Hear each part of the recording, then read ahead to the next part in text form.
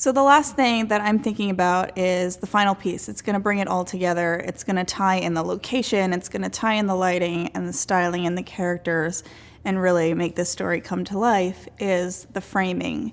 And so what I mean by that is, how are we going to put our talent within the space, and how are we going to create that actual scene? And so some of this is dealing with the existing locations. So how much of the space are we able to see? How much do we want to focus in on? What's the storyline? Do we want to provide context for the image to show kind of the grander scene and show the space that these girls are living in and working in? Or do we want to get in tight? Do we want detail shots? And for me, this kind of comes back to the cinematography thing and kind of adding variation and complexity in your storyline. So if you think about a movie, you'll see that there'll be a really big grand shot pullback scene that's showing a sweeping vista. And then maybe a couple minutes later, you've got a really tight, detailed shot, and that's focusing on some particular element that's critical to the story. And so for you might be interested in doing just one thing or the other. For me, I tend to shoot wider. I like getting the whole scene in there. I love incorporating the environment because I think it adds a lot of interesting context. But sometimes I'll come in and I'll do a tighter shot, I'll do a portrait, and I'll mix that in. And so for me, that adds some diversity, it adds some complexity to the storyline. One of the things that's really interesting to me is changing my elevation, particularly when you're shooting kids in scenes with adults. You can sort of use that frame of reference to cheat your perspective and almost tell the story from the vantage point of a character. So one of the things that I like to do when shooting with children is I like to get down to their level. And if you're shooting a mother character, for instance, it's almost like you're looking up to them the way that a kid would look up to their parent. And this works the other way as well. So if I am shooting the children, I can look from the perspective of the parent and kind of look down upon the kids. And this gives them a real sense of vulnerability that's going to come across when you view the work. So those are a couple ways that we can manipulate our frame. Some additional ways that we can do this is we can take a more slightly voyeuristic perspective. And one way to do that is to sort of obscure the camera and hide behind a door or a frame, or get something that's close to the lens to add a little bit of that depth. But because we have just that little sliver of that one thing, it feels like we're kind of an intruder into the scene. So these are just a couple of different ways that we can change up our framing and use that to create visual interest throughout the narrative and the storyline. And I think that gives it that cinematic quality, and I think it adds a lot of variety and complexity that's going to make something really interesting for the viewer.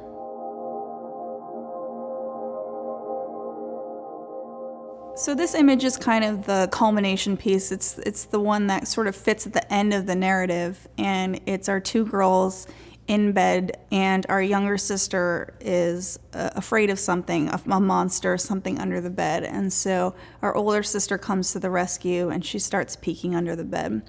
And so for this, in that room, we've got these sort of mirrored twin beds toe to toe, and we've got this really interesting, beautiful room.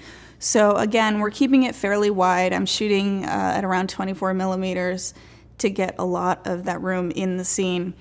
And because the scene is set at night, we wanted to be aware of the color temperatures that would have been present at that time. So assuming that, we've got the moonlight coming through the window to light up our girls a little bit, that's going to be fairly blue, and it's going to be really cool. But in contrast to that, we also have a nightlight above the girl's head. We've got a lantern on the ground. So that's adding a little pop of color into this, and it's a warm color. So we've got this nice complementary contrast between the blue overall wash of the scene and the orange of the ambient light that's just adding a little pop of that color. So this image is the girls playing outside, and I wanted to have a little bit of that frivolity in the image, a sense of playfulness. And we've got this background that's really neutral, lots of brown tones. We've got the white barn in the background. And so it's kind of a clean slate as far as palette goes. We can introduce any color we want and have that be a really saturated focus.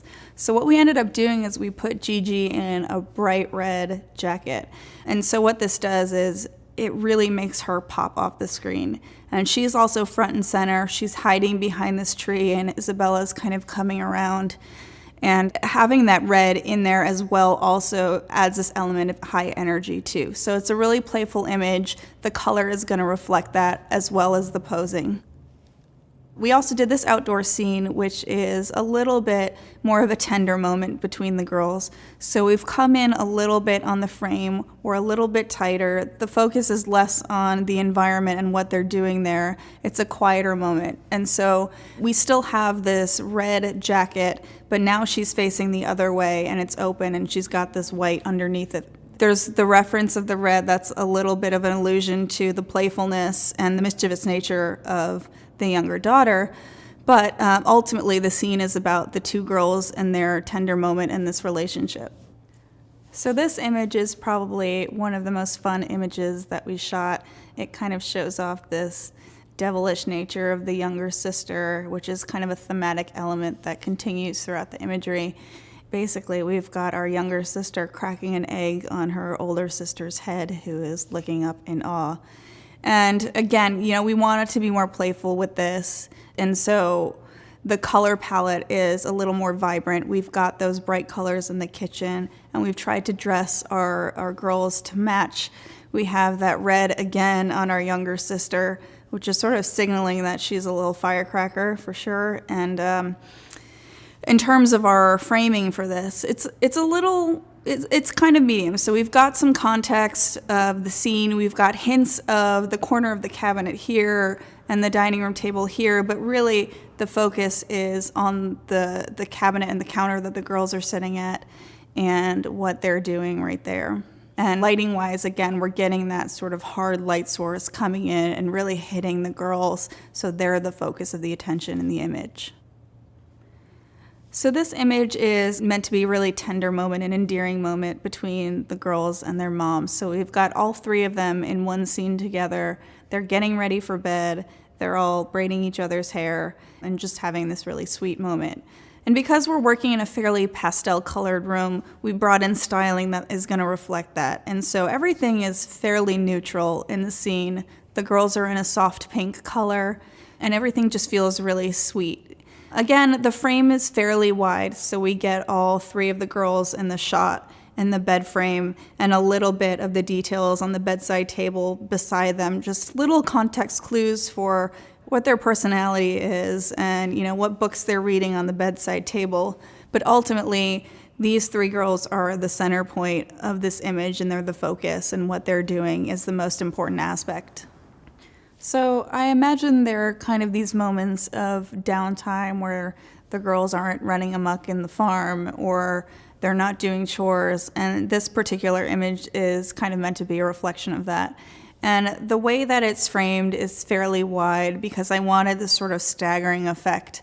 Incidentally, it works out by age too, which is really interesting. We've got our youngest girl is on the left side in the front, and then in the center, kind of in the middle, is our older girl being a little more studious and doing her homework or writing at the desk. And then kind of in the back right corner, we have our mom who is tending to some of her own things and sewing, but she's also kind of peeking out and keeping an eye on the girls. So again, this is keeping the frame pretty wide so we can get everyone in the image. In addition to the layering of the girls, we also have this interesting color effect that occurs because of this. So in the back room where mom is, we have this sort of yellowish green tone to the room, which is a nice contrast to the blue wall, which is where our middle sister is. And then just to complete the color scheme, we have a red chair in front. So we've got our primary colors and then all of these additional little accent colors, but that's the primary color scheme here. And framing too, we also have the toys that our little girl is playing with, and we have a trail of dominoes that is kind of leading the eye from one room to another. And so your eye is drawn to all of these different characters, and the dominoes lead you into the kitchen, into another room. So this scene is meant to be another kind of quiet moment. There's not a lot of energy here, but we have, once again, a little bit of mischief from our younger sibling here. So everyone is in prayer, sitting around the table. We can see the full kitchen.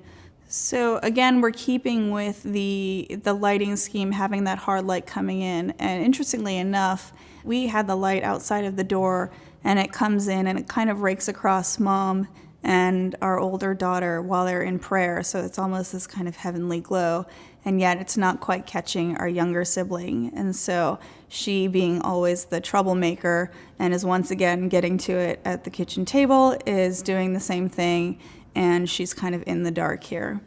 We've brought in this red checkered dining room tablecloth to tie in the red once more.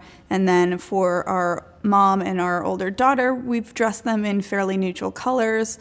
And then our younger girl is in green. So again, we're keeping with that complementary color scheme all the way through this particular shot. So this scene is another tender moment between Mom and her kids. So our youngest is sitting on Mom's lap. We've got the two redheads together, and then we've got our older daughter on the floor. Again, I wanted to make it feel a little bit more intimate and reduce some of the complexity of the other elements within the room. So we've got a really interesting vignette with all of the pictures on the wall that are kind of framing our characters out. And so I wanted to sort of capitalize on that. And color-wise, we've got this blue wall, we've got a couple red elements, and we're bringing in this really nice, warm, orangey yellow glow from the lamp. So again, we've got the coolness of the wall, and we've got the warmth of the light, and the warmth is really kind of an allusion to, or a metaphor for, the relationship that these girls all have with each other as well.